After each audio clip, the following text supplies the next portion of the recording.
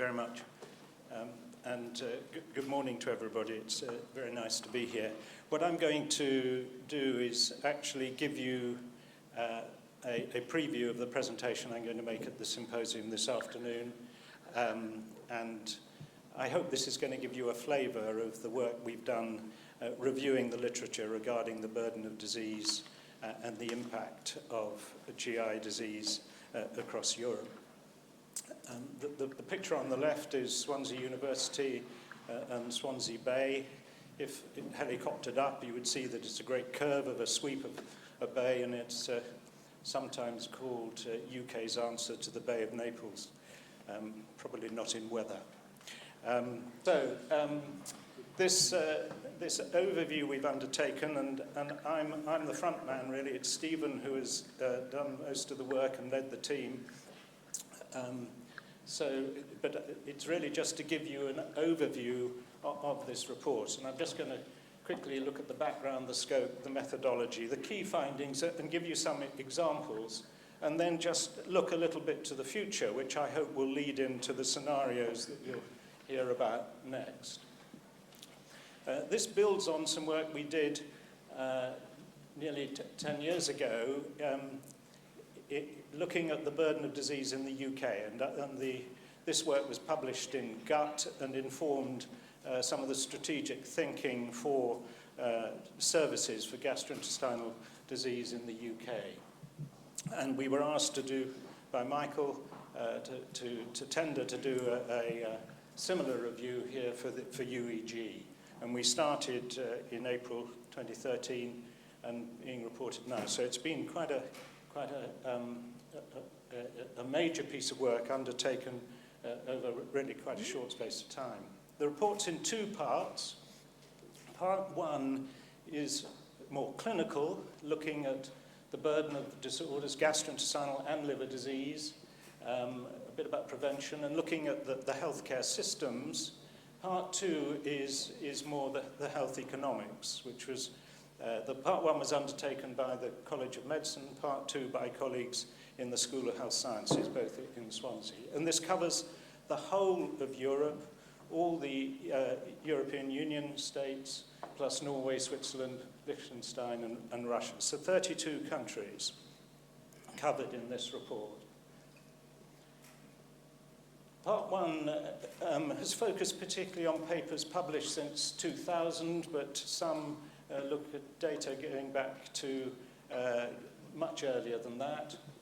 A vast number of papers were screened, but the actual ones that came to be analysed in depth were just over 1,400, together with grey literature reports, looking at websites and sources of data. And all that brought together in a systematic review of the literature, a meta-analysis of the data, use of geographic mapping, and that's what I'm going to use to show you some of the examples, and also time trend analysis, looking changes over time. And those changes over time have really had to be where we've got similar papers from the same authors looking at the same problem over time. Part two, the economic analysis, again looked for a lot of papers, but only found 70 that were really suitable for an in-depth look. And that is slightly more recent, looking at 2006 onwards. So what did we find? I think the main message is that there is huge variation in the burden of gastrointestinal disease across Europe. The second message is that we need a much better way of looking at this across Europe, because the studies are very diverse, using different methodologies, and for the future we need to pull it all together, and I'll say a word about that at the end. Many disorders are increasing, and I'll show you some example. A few are declining. For example, Helicobacter pylori, the organism responsible for peptic ulcer disease, is certainly in decline, and so is peptic ulcer disease. There are many inequalities in access and survival. These are predominantly in Eastern Europe, but not exclusively. and this is not, we haven't come to the conclusion that Eastern Europe is way behind the West. There is a need for more investment in Eastern Europe, but it's not exclusive, and I wouldn't want you to go away with the message that that's all the problem is. Cancer is obviously a major problem, but benign chronic disorders have a major socio-economic impact. Inflammatory bowel disease, functional disorders really have a major impact on the sufferer and their ability to contribute to the economy. We need more information, especially from Eastern Europe. The cancer data is good and it's improving, particularly from Eastern Europe as well. So just some examples. So taking upper gastrointestinal bleeding, admissions, acute admissions to hospital with hematemesis and melena. Here's a map showing the incidence, and you can see the wide variation. The darker the colour, the higher the incidence. The absence of colour means there isn't data. And so you can see two things from this map: the variation in incidence and the fact that some countries we can't get the data. The next point is the mortality. Much more data about upper GI bleeding, but again, huge variation. And as you can see, particularly high in England and Germany. Looking at time trends, it's not really changing admission for upper gastrointestinal bleeding, which you might think is surprising given the decline in peptic ulcer disease, but of course there are other causes for it. But what is changing is the mortality. We're looking after upper GI bleeding better, and the majority of studies, not all, but the majority of studies show that the mortality is declining and now hovering around 10%. Inflammatory bowel disease. You won't be able to read the top two slides. Each of those are countries, incidence of Crohn's and ulcerative colitis. The maps reflect that. You can see that Crohn's disease particularly tends to be a North Europe, Western Europe disorder, highest incidence there. Probably similar for ulcerative colitis, but we don't have the data for Scandinavia to fill that in. Time trends, both Crohn's and ulcerative colitis are undoubtedly increasing in incidence and increasing in the pediatric population as well. And more recently, I'm hearing anecdotal data that suggests that this increase in the pediatric population may be rising even faster. Chronic liver disease appears to be a disorder of that mortality is worse in Eastern Europe, and the histogram just shows that by country. Doesn't really reflect alcohol consumption per capita, interestingly. So it's not entirely because of drinking too much. Primary biliary cirrhosis is an autoimmune disorder of the liver. It's relatively uncommon, but rising markedly. Acute pancreatitis. Again, the incidence is heterogeneous across Europe. It's undoubtedly rising over time. The mortality doesn't really reflect the incidence, high mortality, much higher mortality than elsewhere in France. And in terms of the etiology, gallstones, alcohol, and other. So the etiology varies country by country. This is a huge report. I'm just giving you a flavour of it. The detail is in the report online. Cancer, the message here, this is all cancer incidence, not just gastrointestinal. This is prostate, lung, I can't read that one. Anyway, but bladder, showing that gastrointestinal cancer has the highest incidence and the highest mortality. So we are looking after patients in the gastrointestinal community with the highest incidence of cancer and mortality. This is 5-year survival of GI cancer, and this is by esophageal, gastric, colorectal, pancreatic, liver and gallbladder, and this is the 1 and 5-year survival, and you can see colorectal cancer is the one to get if you've got to get one, and pancreatic is the one not to get. Incidence of colorectal cancer, again, varies across Europe, slightly higher in some of the more eastern countries, but really very heterogeneous. And this is the 5-year survival, not so good in Eastern Europe compared with the West, but Wales, where I live, is not doing so well. This, just to show you, this is non-malignant GI disorders and the mortality from them. And again, there's a tendency for it to be eastern to the east, but still the UK and France up there at the top of the table. This is, I think, an important slide. This is change in 5-year survival from colorectal cancer. And what that is showing is that it is improving in all countries. And in you can't read this, but this is Slovenia and this is the Czech Republic, probably improving more, improving faster than in Western countries. So that's just an overview of the epidemiology and the outcome. Just a word about service provision. When Lamy and colleagues published in Alimentary Pharmacology and Therapeutics in 2003, over 10 years ago, it was only diagnostic endoscopy, gastroscopy and colonoscopy that was universally available.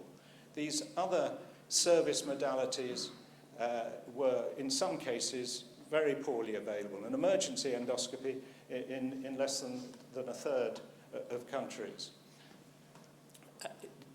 I have no doubt this will have improved in the last 10 years, but it is still a problem that needs to be addressed.